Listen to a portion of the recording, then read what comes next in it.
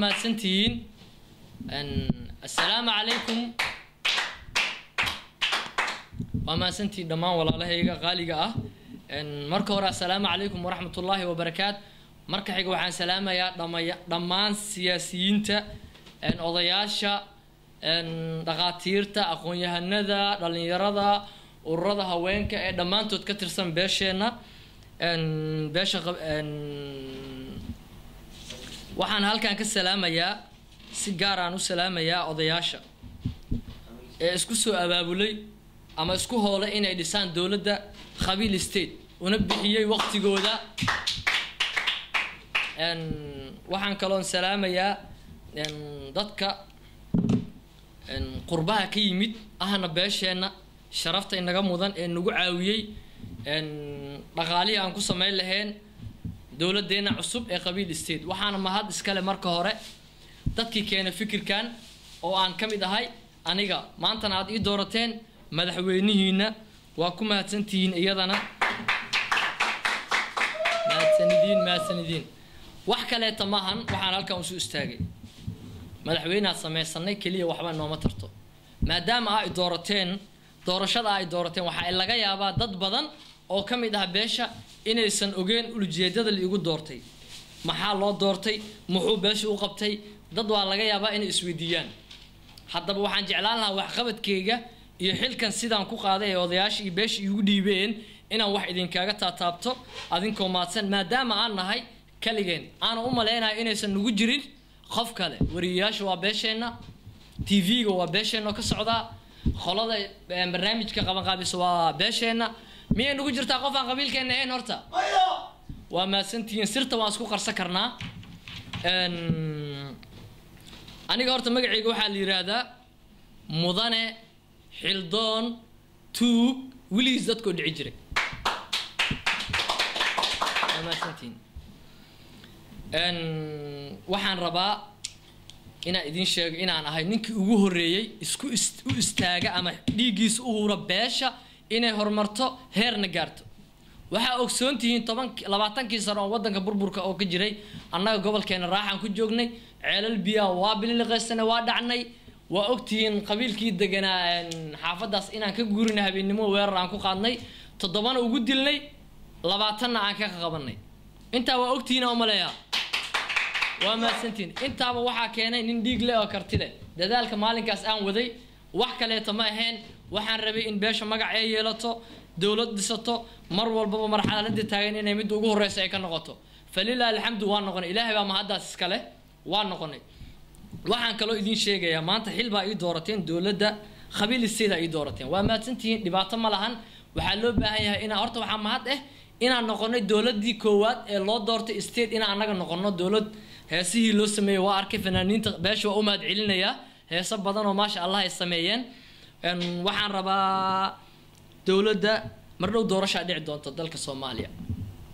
oo la qaadi doona xilkii madaxweynenimo ee dawladda Soomaaliya waxaan jeclahay inaan isku soo taago xilka waxaan u maleynayaa hadii jeebkiina gacanta gelisaan baabuurta iyo guryaha haysta aan soo gadaan aniga waxaygii hore u soo beelay qabiilka markaan difaacayaan ku soo beelay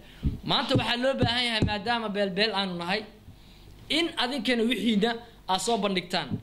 sidaan soo xog wareystay ama guddiga ama wax taxliiliye ee dawladda qabiil state siduu ii sheegay afayeenka uuna idin sheegay waxaa jiro doorashada Soomaaliya ee August dhici rabto in dad cadcad ay jiraan dad ku cadcad ay jiraan ayna qaadi doonaan xilka madaxweynenimada haddii ayaga la doorto ma u maleynaysaan dadkaas inaa xilka ka qaadi karo haddii horta waa u maleynayaa laakiin haddii annaga aan qarashka loo baahdo la helo qarashka dawladda ay haysato waxaan haysanaa lacag ku dhow $224 oo uu bixiyay ninkan horteeda taagan khayr ilaaha siiyo ninkan horteeda taagan waa walaalkiin aad ugu sabciya waa nin aad u jecel qabiilkiisa saa u jeedaan dagaaladiina sidaan uu ku noqday ilaahay caafimaad ha siiyo khayrna ha siiyo kolley waa nin geesiya waxaan u ballan qaadaa insha Allah asna xil fiican inuu dawladda ka qabto lacagtaas annagoo heysano lacagta loo baahan yahay aad u badan tahay doorashada codka lagu gadan lahay waxaan rabaa ان horta lacag in la soo aruuriyo in culamo badan oo ila soo xiriirto beesheena ah qurbaha joogaan in aad taqaanaan in lacagay ballan qaadeen insha Allah ta'ala daabshiilna insha Allah waxbaan ka sugeynaa in nagula soo xawilo jeeg badan aan sugeynaa oo dad inoo ballan qaadeen qorshaha hadda wax aan mareynaa 60% doorashada waxay u caddahay ama ay u muuqataa in aniga qaadi doono 60% insha Allah 40 ka dhiman hadaa buuxisaan beesheedu heeraan gaarina waxa idin ballan qaadaya xilka ugu yar ay idin siiyo ra'iisul wasaar wasiir ku xigeen wasiir iyo waxaad ku qanacdaan beesha waxa u ballan qaadaa shakhsi kamid ah oo xil dawladda aan ka qaban in laga waayin intaan waa iga filaysaan ilaa hore u soo dadaalay waa idin mahadcelinaa khudbadeeda halkaas aan ku soo gabagabeynaya insha Allah doorashada ay noo balana jabkana kor uga soo bax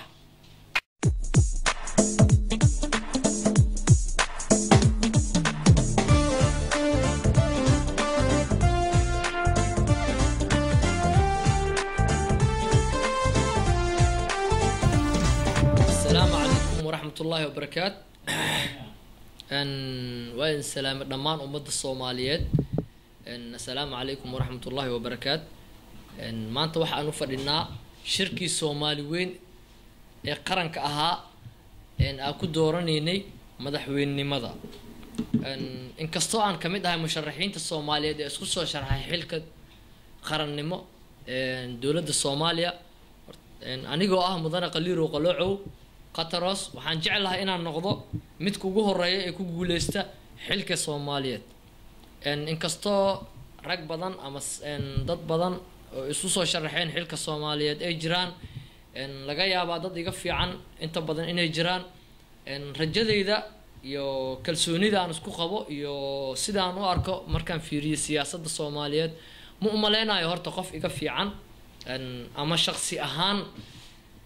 maanta iiga wanaagsan inuu Soomaaliya masiirkeeda toosiyo ama jidkeeda nabad uu soo celiyo waxaan jeclahay inaan u sheego dadka Soomaaliyeed horta magacayga waa taqaanaan aqoon badan waa ii leedihiin waxaan ahay siyaasi Soomaaliyeed muddo badan siyaasadda Soomaaliya ku jira aan qurbaha tagin intii xasuuqa dalka Soomaaliyeed uu socdana wax qalalaase ah ama dil ah ama arrimo qabiyaaleed Soomaaliyeed ama kala geyn dad maanan sameynin waxaan ahay nin mar walba nabadda fiiriyo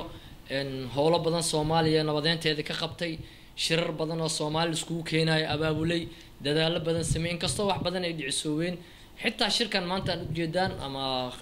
dawladnimada qaran Soomaaliya isugu imaanaa maanta fadhino magaalada Muqdisho dadkii wax ka soo sameeyay ahay dadaalkayga ma yar waxaan jeclaa marka ummadda Soomaaliyeed ama dadka hadda maanta loo doortay baarlamaanka ee Soomaaliyeed ee odayaasha ay aqliga badan inay xilkooda igu shubaan insha Allah ta'ala waxaan u ballan qaadi doonaa dawladda Soomaaliya si nabad oo muslimnimo ah oo diiniyan iyo xalaal ah wax walba inaan ku dhaqno wadanka nabadiisa aan soo celino anaguna aan eegin qabiil iyo xumaato iyo midnimo marka waxaan ka codsanayaa dhammaan Soomaaliyeed inay baarlamaanka Soomaaliyeed inay xilkooda siiyaan wa alaykum asalaam wa rahmatullahi wa barakaatuh